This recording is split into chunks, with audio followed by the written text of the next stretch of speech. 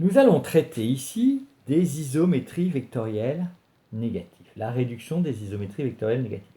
Une petite remarque, c'est que dans le poly, il y avait l'expression vectorielle de la rotation RE1θ. Je détaillerai ceci dans une annexe écrite qui va être jointe à ces documents. Nous allons donc faire d'abord une remarque préliminaire.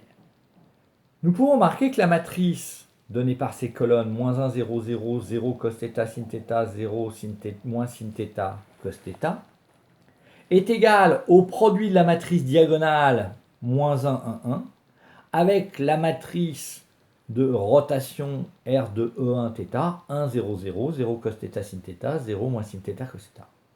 Et qu'en fait, ce produit est commutatif. Cette remarque étant faite, nous pouvons donner le résultat qui est dans le poly, que si E est un espace vectoriel euclidien orienté de dimension 3 et que U est une isométrie vectorielle non positive, alors il existe E1 et θ, tel que U est la composée commutative de la rotation R E1θ et de la réflexion par rapport à E1 orthogonal, plan de la rotation. Bon. Par contre, ce qui va nous intéresser, c'est la méthode pratique pour réduire une isométrie vectorielle négative ou une matrice orthogonale négative. Alors, cette méthode est très très proche de la méthode vue pour les isométries vectorielles positives pour les matrices de SO3 de L. Premièrement, on s'intéresse, est-ce que la matrice A est orthogonale? La méthode, c'est pareil, on regarde la norme des vecteurs colonnes et on regarde si les vecteurs colonnes sont 2 à 2 orthogonaux. On a vu précédemment que pour savoir si la matrice était orthogonale positive ou orthogonale négative, on pouvait regarder son déterminant, mais qu'il était parfois beaucoup plus rapide de regarder si le produit vectoriel des deux premières colonnes vaut la troisième quand elle est positive, ou vaut l'opposé de la troisième quand elle est négative. Et on a dit qu'il suffisait de s'intéresser à une des coordonnées non nulles de la troisième colonne. Ça, c'est exactement la même chose.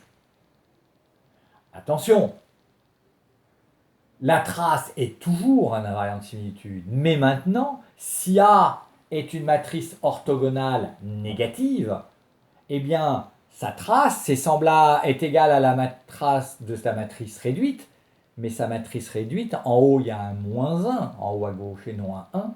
Donc la trace de A, c'est moins 1 plus 2 cos θ. Ce qui nous donne, de nouveau, le cosinus et donc θ au sin près. Et dans la nouvelle base, U de E1 vaut moins E1. Donc nous cherchons les antivariants, nous cherchons E1, vecteur unitaire, base des antivariants. Attention, comme dans le cas précédent, le choix de E1 oriente le plan orthogonal à E1, et donc choisir E1 implicitement, c'est choisir θ. Enfin, dernière chose, comme pour les matrices orthogonales positives ou pour les isométries vectorielles positives, beaucoup plus simple que ce qui est dit dans le poly, nous allons aller chercher le signe de sinus θ comme le signe du produit mixte E1, Y, U de Y, où E1 est les vecteurs base des antivariants que nous avons choisis, et Y, un vecteur quelconque non libre avec E1. Et pour que ce soit le plus simple possible, nous choisirons un vecteur de la base de départ libre avec E1. Le signe de ce produit mixte, c'est le signe de sinus θ.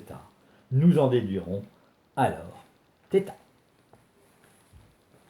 Et donc, θ0. Et si je prends E2 unitaire orthogonal à E1 et E3 égale E1 vectoriel E2, nous aurons alors que la matrice dans la base E1, E2, E3 de U, c'est moins 1, 0, 0, 0 cos θ0 sinus θ0, 0 moins sinus θ0 cos θ0. Alors traitons en détail un exemple. Ce coup-ci, je prends la matrice grand A égale 2 tiers, 2 tiers, moins 1 tiers, moins 1 tiers, 2 tiers, 2 tiers, moins 2 tiers, 1 tiers, moins 2 tiers par colonne, et U, l'endomorphisme qui a cette matrice dans la base canonique, qui va se révéler être une isométrie vectorielle. Pourquoi? Parce que la matrice grand A est orthogonale, la norme de chaque colonne vaut 1, et les colonnes sont 2 à 2 orthogonales. Donc U est une isométrie vectorielle car A est orthogonale. D'autre part, C1 vectoriel C2 vaut moins C3. Je ne calcule pas tout C1 vectoriel C2, je ne regarde qu'une coordonnée, puisque je sais que C1 vectoriel C2, c'est ou C3 ou moins C3. Je regarde par exemple la troisième coordonnée, et grâce au signe, je suis convaincu que c'est moins C3. Ce qui veut dire que A est une matrice orthogonale qui n'est pas dans SO3 de R, une matrice orthogonale négative, que U est une isométrie vectorielle négative. Donc, qu'il existe une base orthonormale directe dans laquelle la matrice dans B de U vaut moins 1, 0, 0, 0 cos θ sin θ, 0 moins sin θ cos θ, c'est-à-dire que A est orthosemblable à la matrice précitée. Je sais que la trace est un invariant de similitude, donc que moins 1 plus 2 cosinus θ, à savoir la trace de t, est égal à la trace de A, à savoir 2 tiers. Et donc, j'obtiens que cos θ égale 5 sixièmes. Ce qui veut dire que θ vaut soit arc cosinus 5 sixièmes si c'est positif, soit moins arc cosinus 5 sixièmes si c'est négatif. Je cherche ensuite une base des antivariants. Une base du noyau de A plus IN. Donc je regarde la matrice A plus I3 et je remarque que C'1 moins C'2 plus 3C'3 vaut la matrice nulle, de vecteur colonne nulle, pardon. Je sais donc qu'une base des antivariants est 1, moins 1, 3, mais comme je veux un vecteur normé, je prends 1 sur racine de 11, moins 1 sur racine de 11, 3 sur racine de 11. En prenant ce vecteur E1, j'oriente l'orthogonale de 1, le plan orthogonal, et donc θ est implicitement fixé. Pour chercher le signe de sinus θ, je prends un vecteur libre avec E1, je le prends dans la base canonique, je pourrais prendre epsilon 1, je pourrais prendre epsilon 2, je pourrais prendre epsilon 3, bah tiens, pour changer, je vais prendre epsilon 2, donc le vecteur 0, 1, 0. Et U de epsilon 2, je le trouve où? Dans la deuxième colonne de grand A. Et donc, je calcule le déterminant de la matrice, dont la première colonne, c'est E1. La deuxième colonne, c'est epsilon 2, 0, 1, 0. La troisième colonne, c'est la deuxième colonne de grand A, à savoir moins 1 tiers, 2 tiers, 2 tiers. Je trouve que ce déterminant vaut 5 sur 3 racine de 11, qui est strictement positif. Donc je suis sûr que sinus θ est strictement positif, et donc que θ vaut arc cosinus 5 sixièmes. U est la composée de la rotation par rapport à 1, donc θ0, et de la réflexion par rapport à 1 orthogonal.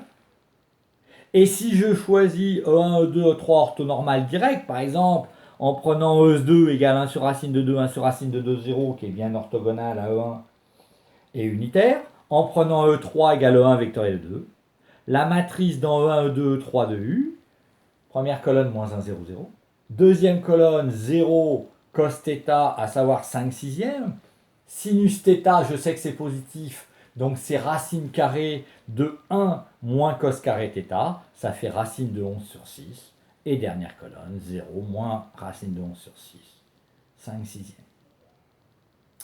Voilà pour cette dernière vidéo, cette dernière méthode. À bientôt!